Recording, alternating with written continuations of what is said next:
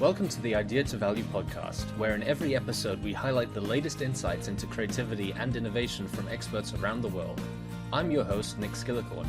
I care about the evidence behind what makes ideas happen, and I've already helped thousands of people just like you through my unique insights into recent scientific findings of how creativity works. I also show you how to turbocharge innovation programs so they finally deliver on the value and ideas you've been struggling to execute.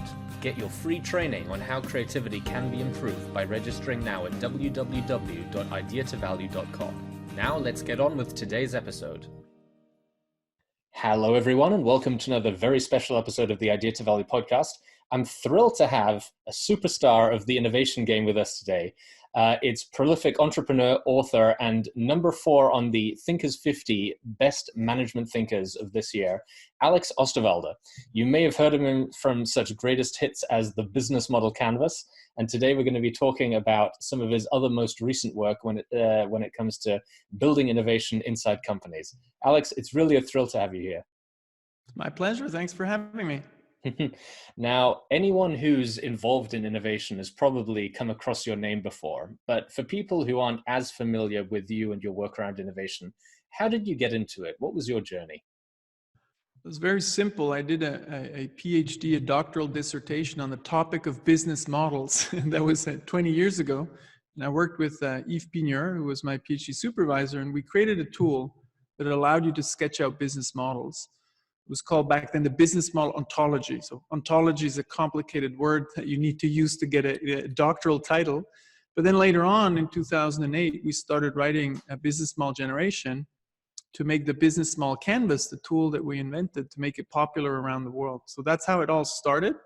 I've always been fascinated by technology, but even more by companies. So innovation is not just about technology. Innovation is about creating value for customers and organizations.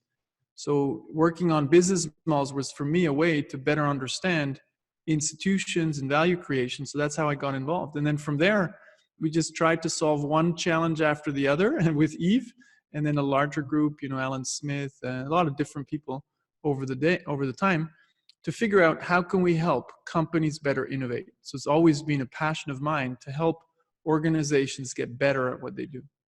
And what do you think was it about the canvas that really seemed to have people latch onto it? Because it's quite a fundamentally different way of thinking about innovation than a lot of the other frameworks out there, like design thinking or the 10 types of innovation. There's a couple of elements to that. So the first one, we were not the first to talk about business models. When we did, there were already a couple of others, but I think we went to an extra length of testing our approach with real managers until we figured out how this could really work. And we were pretty lucky with the timing also. So when we started talking about business models and the term took off, then there was the .com crash. But for us with Yves, we never really thought about business models only for technology companies. Every company has a business model. So we got pretty lucky with the timing, I'd say. But what we did differently, where I do think, what made a difference, is that the business model canvas is extremely practical, extremely simple, avoids any kind of buzzword, and you can explain it in a minute. And that makes it very applicable. It's very visual, which I think is extremely important. It creates a shared language. Many tools out there, people started making a lot of tools. There's a whole proliferation. They're too complicated. They use buzzwords. They try to solve every single problem on the planet. With the business model canvas, our first tool, we tried to solve one single thing. How can you map out a business model, an existing one or one you want to create? That's it. That's the only goal we had. And then for other challenges, other jobs to be done, you create other tools. So that's, I think, our approach is always simple, practical, visible, and relevant. Okay, visual and relevant. As long as we have those four, those tools will always take off. And we go to an insane amount of iteration. We see this as user interface and user experience, UI and UX, of business tools. So we go through an insane amount of iterations to make it very simple, practical, visual, and relevant. And that's why the tools, I believe, really take off. And that's obviously the one you're probably most famous for, but you've got a new book coming out in just a couple of weeks now. So let's talk about that now. There's some different theories in there, and there's some different sort of tools that you can use as well. Tell me a bit about the book. Yeah, so the first thing, even before getting to the book, is, I believe innovation is now becoming a real profession where, more like a surgeon, you need to master the different tools. It's not one tool that does everything. There's no surgeon who will, conduct surgery with a Swiss Army knife. Don't get me wrong, Swiss Army knives are cool, they're good, but you don't use them for surgery. And the same should be in innovation, right? So we don't believe every tool needs to come from us. We use, customer development, lean startup from Steve Blank and Eric Ries. We use work from Rita McGrath, et cetera. So we try to bring the best of breed tools and processes together. So what we did over time is try to create the right tools for the task of the innovation professional and then of the senior leader. The last book, that's coming out on April 14th, the goal is very clear. How can we create a shared language for senior leaders and the entire organization to innovate? And that's not about the business model. If you're managing a company like Nestle, Unilever, or MasterCard, you don't care about business models per se. You care about your portfolio of business models. As a leader, you care about allocating resources in the existing business models and in the future. And there was no language to really share that well. So we created a new tool called the Portfolio Map. Again, very simple, visual, practical, and relevant tool for senior leaders. The second piece that we put in there, all the tools around portfolio management, the second piece we put in there is business model patterns to help people build better business models. So one is more at the business model level still, and one is at the level of how do I manage my portfolio of business models. So that's kind of the two big chunks that we put in there. So we call it the invincible company, very arrogant. And what's very clear, no company can become invincible. Now in current days when the economy is falling apart, we'll see a lot of companies are going to die. But what you can do is you can create resilience. You can be proactive to create a more resilient organization, one that doesn't lean back and says, hey, I have a great business model or I have a great portfolio of existing businesses. You always keep a culture of day one. Like Amazon, a culture of day one, and you always, always aim to reinvent yourself. And that's what we try to do in the new book, give people the tools to A, invent better business models, B, transcend industry boundaries so you don't compete in an industry, but you compete with your business model. And the third one is to learn how do you constantly reinvent yourself again and again and again. So that's what the Invincible Company is about. Insanely visual book again, took us a crazy amount of work. I think every double page, the spread went maybe through 15 or 20 iterations. So, at the end of that book, we were all, going crazy, but now it's going to come out on the market. So I'm super happy. It's interesting you mentioned this theory of the different tools for the different levels in the organization. I found that myself when I was doing some analysis at Deloitte. And what I found is there's effectively three groups of people who do innovation in companies. There's the people on the front line in the innovation teams. Then there's the people managing them and allocating the resources. And then there's the people at the organizational level, at the executive level, sort of developing the strategy. And they all need different frameworks, tools, and mindsets to get the most out of everyone in the organization. So let's go through the two main tools you mentioned here, the portfolio map. Let me maybe add something to that, right? So sometimes people say, and everybody needs to be an innovator, and I'd say yes and no in a company, right? So there are different types of innovation. So, to take a classification that was started by the late Clayton Christensen, there's efficiency innovation. That's about making your existing business model better. Everybody can do that. It's stuff like technology, better processes. But if you just do that, you make your dying business model better, you're actually going to more efficiently die. Okay, so that's not enough. It's important. Then comes sustaining innovation. You improve, you come up with new value propositions. Maybe you shift your business model. And then there's transformative innovation, which is about creating the future. That's entirely new business models.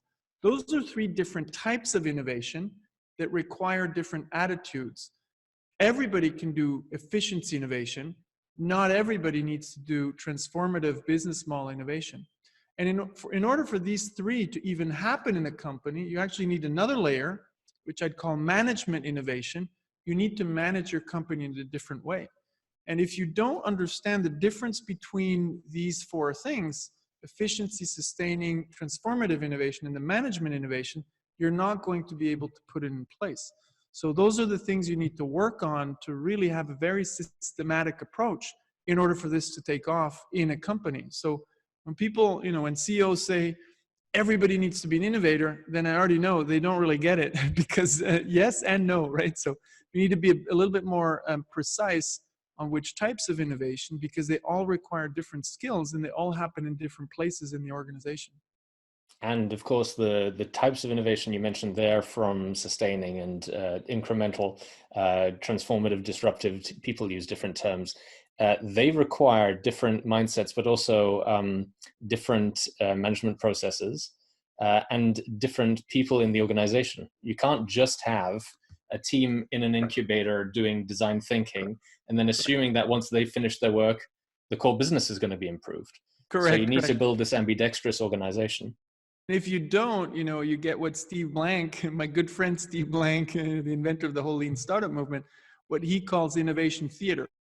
So there's no company that doesn't have innovation activity. But if you ask people in companies, do you think you have world-class innovation capabilities? Most people will say no.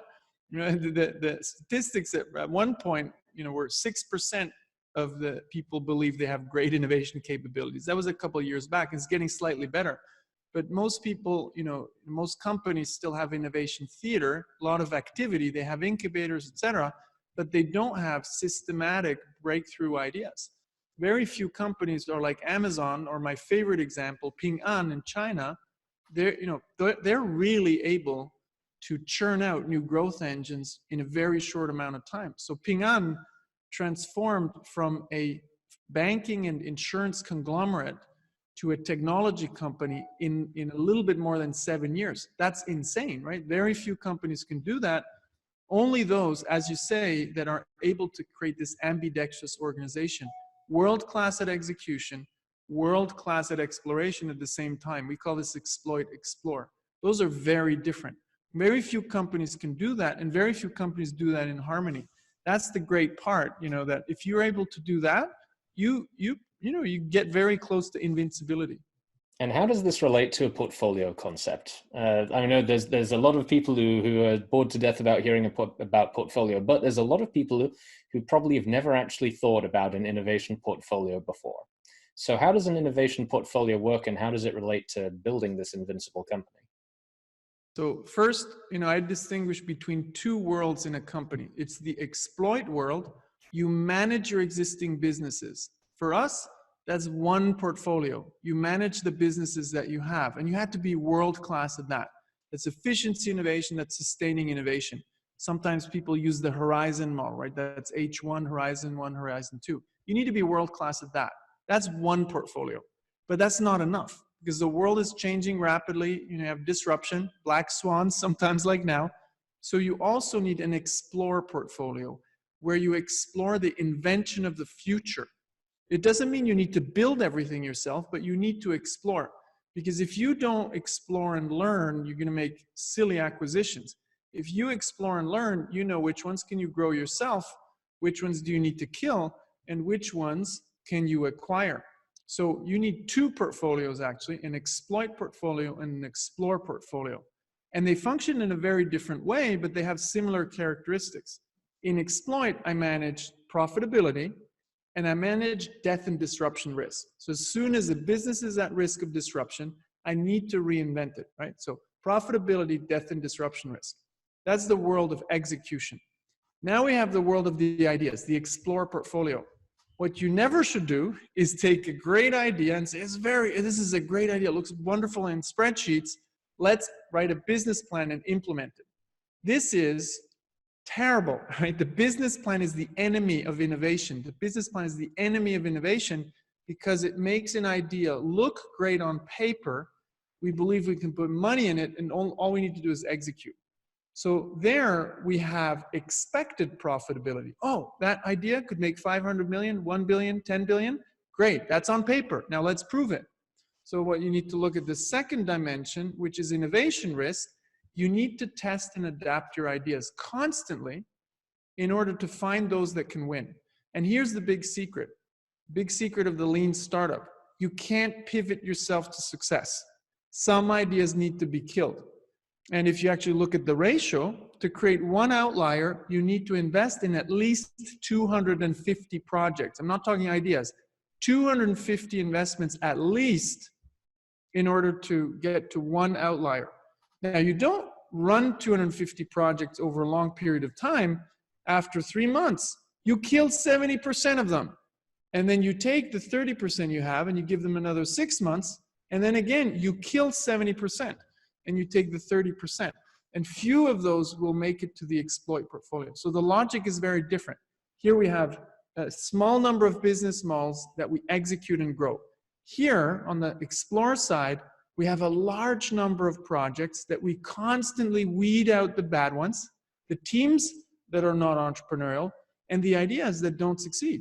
And then failure, it actually doesn't become a big thing anymore because it's part of the game you play. It works just like the startup world. So you basically have a mini Silicon Valley within. That's how the two portfolios work. Do you think in the Explore portfolio, is it possible for one person to be working on multiple projects? Or do you need to give enough resources to each idea, even if it's just for this short period of time to be validated, and then dedicated resources? I think it's a recipe for failure when you have the same person working on several projects. It's just like, if you are an investor, you're rarely going to invest in an entrepreneur who is exploring 3 ideas. When you're an investor, you want the entrepreneur to be all in on one idea. So now, the smaller companies are going to say, yeah, but we can't do 250. And you don't need to. I was saying 250 to create a big outlier. If you only need, to create another $10 million business or $50 million business, maybe a ratio of 5 or 10 to 1 is good enough. But if you need $1 billion return, you're not going to get there by investing in 5 projects. You're going to need 250 or maybe 1,000 to actually get to $1 billion success. That's exactly what Amazon does. They have thousands of experiments running all the time.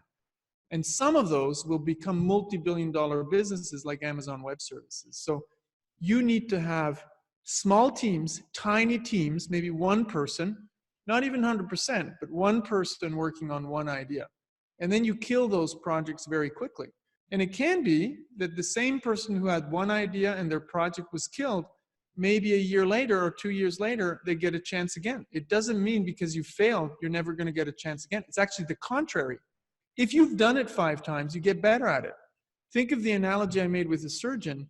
They practice a lot, with dead bodies first before they ever get to snip it on a real body. So the thing in companies, what we don't understand yet is we need innovation professionals, people who do this all the time. And I'm not talking R&D.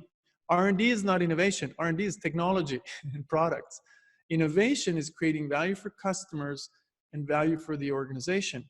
If we have professional innovators with the right processes, the right metrics, the right culture, the right leadership, we will be able to churn out systematically new growth engines.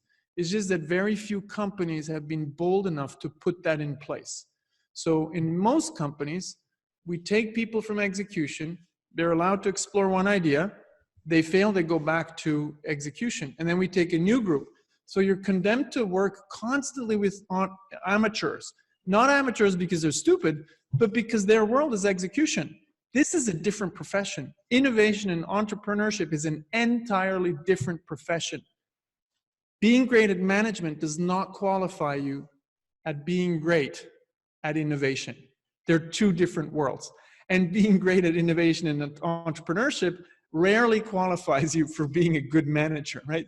So it's not that it can happen, but it's pretty rare. These are 2 very different professions.